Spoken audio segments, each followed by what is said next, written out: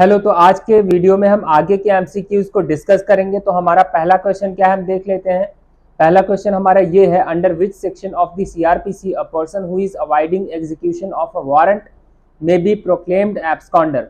कि कोई पर्सन है, उसके अगेंस्ट में वारंट इशू किया गया है और उसको अरेस्ट नहीं किया जा पा रहा है, तो उसके अगेंस्ट में प्रोक्लेमेशन इशू किया जा सकता है। ये प्रोविजन कौन से सेक्शन में है, हम देख लेते हैं। पहला ऑप्शन है सेक्शन 81।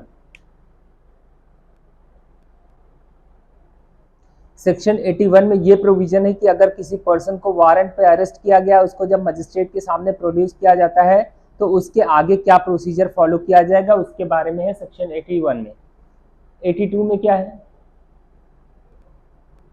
इसी में है कि अगर किसी पर्सन के अगेंस्ट में वारंट इशू किया गया है, उसको अरेस्ट नहीं किया जा पा रहा है, तो प्रोक्लेमेशन इशू किया जा सकता है उसके अगेंस्ट में। नेक्स्ट है सेक्शन 83। 83 में क्या है कि अगर किसी पर्सन के अगेंस्ट में वारंट इशू किया गया है, उसको अरेस्ट नहीं किया जा पा रहा है, तो उसके अगेंस्ट में प्रोक्लेमेशन इशू किया जाएगा। उसके बाद का जो प्रोसेस है वो है अटैचमेंट। तो इसमें अटैचमेंट का ऑर्डर इशू किया जाएगा। नेक्स्ट है 84 कि जिन लोगों का इंटरेस्ट है उस प्रॉपर्टी में जिसमें अटैचमेंट का ऑर्डर इशू कर दिया गया है, उसमें जिस पर्सन का कोई और पर्सन इंटरेस्टेड है, वो बोलना चाहते हैं कि हमारा भी इसमें इंटरेस्ट है, आपने सारा अटैच कर लिया, तो वो अगर इस तरह का कुछ क्लेम करना चाहते हैं तो 84 में प्रोविजन है कि कर सकते हैं। तो प्रोक्लेमेशन कौन से सेक्शन में इशू किया जाता है, सेक्शन 82 में। तो हमारा ऑप्शन सी करेक्ट हो जाएगा, सेक्शन 82। हमारा नेक्स्ट क्वेश्चन है, a proclamation under section 82 of CrPC can be issued against a person against whom a warrant has been issued, thus a proclamation can be issued against। Question ये है कि section 82 CrPC में proclamation issue किया जा सकता है उस person के अगेंस्ट में जिसके अगेंस्ट में वारंट इशू किया गया है और उसको अरेस्ट नहीं किया जा पा रहा है। तो प्रोक्लेमेशन किसके अगेंस्ट में इशू किया जा सकता है? ऑप्शन है अक्यूज्ड ऑफेंडर, बी है अ श्योरिटी, सी है अ विटनेस, डी है ऑल द अबव। देखिए, होता यह है कि अगर किसी पर्सन को पहले सम्मन भेजा जाएगा और वो नहीं आता है तो वारंट भेजा जाएगा, वारंट इशू किया जाएगा। अगर अरेस्ट नहीं किया जा सकता है तो फिर प्रोक्लेमेशन इशू किया जाएगा। तो सम्मन तो किसी को भी भेजा जा सकता है, अक्यूज्ड ऑफेंडर को भी, श्योरिटी को भी, विटनेस को भी। सम्मन पे नहीं आया तो वारंट, वारंट पे नहीं आया तो प्रोक्लेमेशन। तो प्रोक्लेमेशन किसके अगेंस्ट में इशू किया जा सकता है? अक्यूज्ड ऑफेंडर के भी, श्योरिटी के भी और विटनेस के भी, तीनों के। तो ऑप्शन डी करेक्ट हो जाएगा, ऑल द अबव। हमारा नेक्स्ट क्वेश्चन है, in order to compel appearance of a person who is absconding in spite of a warrant of arrest being issued against him, his property may be ordered to be attached simultaneously with issuance of proclamation under section 82 of the code of criminal procedure, provided that the court is satisfied that such person is। आप देखिए यहाँ पे question में क्या बोल रहे हैं कि अगर किसी पर्सन के अगेंस्ट में प्रोक्लेमेशन इशू किया गया है और कोर्ट को क्या लग रहा है, किन बातों से सेटिस्फाई है कि वो प्रोक्लेमेशन के साथ ही अटैचमेंट का भी ऑर्डर इशू कर सकते हैं, तो अटैचमेंट का ऑर्डर 83 में इशू किया जाता है। लेकिन यहाँ पे क्या बोल रहे हैं कि क्या ऐसे कंडीशंस है, सिचुएशन है कि प्रोक्लेमेशन के साथ ही अटैचमेंट का भी ऑर्डर इशू कर सकती है कोर्ट। तो आप एक बार देखिए सेक्शन 83, उसका सबसेक्शन 1 का प्रोविजो देखिए।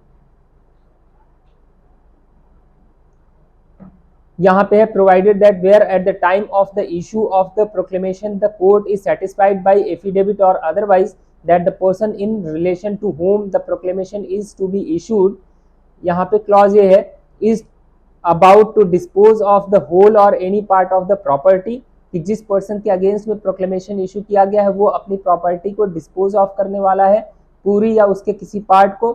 बी है clause, is about to remove the whole or any part of the property from the local jurisdiction of the court, कि जिस कोर्ट में मामला चल रहा है वहां के जुरिस्डिक्शन में जितनी प्रॉपर्टी है उसको रिमूव करना चाहता है या कुछ पार्ट उसका जो प्रॉपर्टी का है उस कोर्ट के जुरिस्डिक्शन से रिमूव करना चाहता है।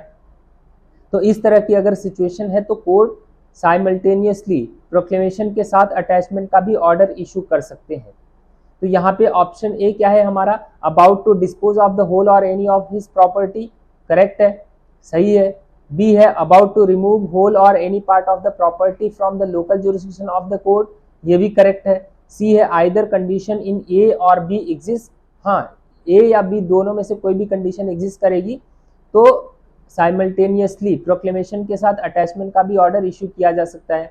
D both conditions A and B को एग्जिस्ट, नहीं तो ऑप्शन सी करेक्ट हो जाएगा, क्योंकि ए और बी ऑप्शन में से कोई भी कंडीशन अगर है तो प्रोक्लेमेशन के साथ अटैचमेंट का भी ऑर्डर इशू किया जा सकता है। तो ऑप्शन सी इज करेक्ट। यहाँ पे हमारा नेक्स्ट क्वेश्चन है, a proclamation under section 82 subsection 1 CrPC requiring a person to appear must be published giving. Question ये है कि किसी पर्सन के अगेंस्ट में प्रोक्लेमेशन इशू किया गया है और उस प्रोक्लेमेशन को पब्लिश किया जाएगा, तो कितने दिन का टाइम उसको दिया जाएगा कि उसके बाद उसको पब्लिश किया जाएगा। कि जिसको भी प्रोक्लेमेशन इशू किया गया उसको कुछ टाइम दिया जाएगा कि इतने दिन के अंदर यहाँ कोर्ट में अपीयर हो जाओ, नहीं तो प्रोक्लेमेशन को पब्लिश किया जाएगा। तो वो टाइम कितने दिन का दिया जाएगा? तो ऑप्शन ए है not less than 30 days time to the person concern, B है not less than 10 days time to the person concern, C है 20 डेज का टाइम दिया जाएगा, डी है 15 दिन का टाइम दिया जाएगा। तो यहाँ पे आप 82 एक बार देखिए, यहाँ पे है subsection 1, if any court has reason to believe whether after taking evidence or not that any person against whom a warrant has been issued by it has absconded or is concealing himself so that such warrant cannot be executed, such court may publish a written proclamation requiring him to appear at a specified place and at a specified time not less than 30 days from the date of publishing such proclamation। कि उस person को 30 दिन का time कम से कम दिया जाएगा appear होने के लिए, कि उसके बाद फिर उस प्रोक्लेमेशन को पब्लिश किया जाएगा।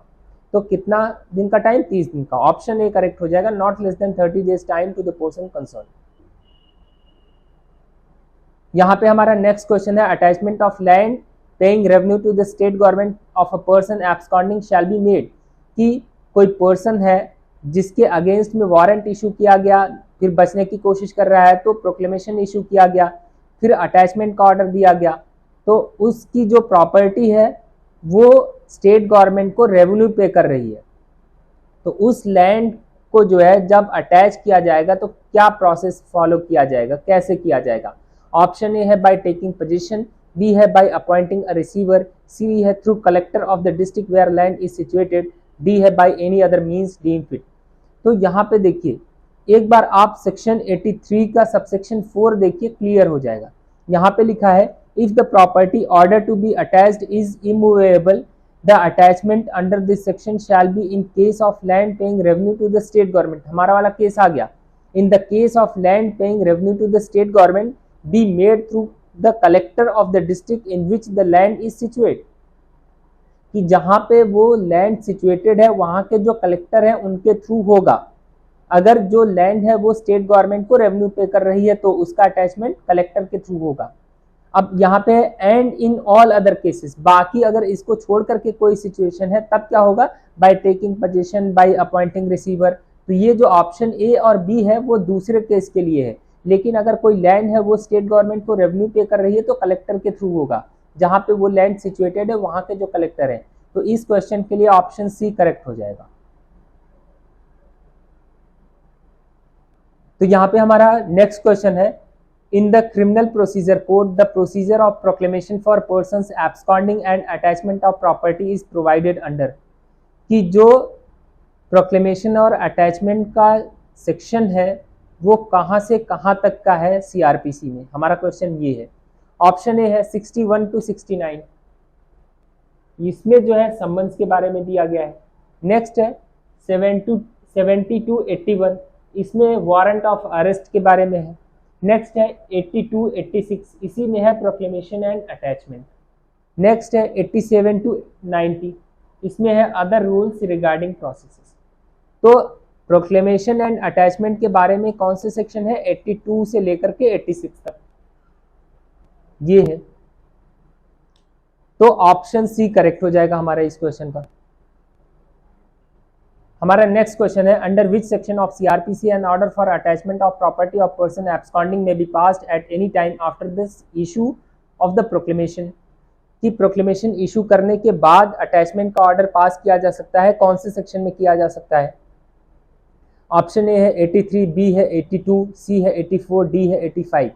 देखिए 82 में तो प्रोक्लेमेशन इशू किया जाएगा, 83 में अटैचमेंट का ऑर्डर इशू किया जाता है और 84 में जो क्लेम्स वगैरह है कि किसी का क्लेम है, जो प्रॉपर्टी अटैच की गई है तो वो क्लेम कर सकता है उस प्रॉपर्टी के बारे में।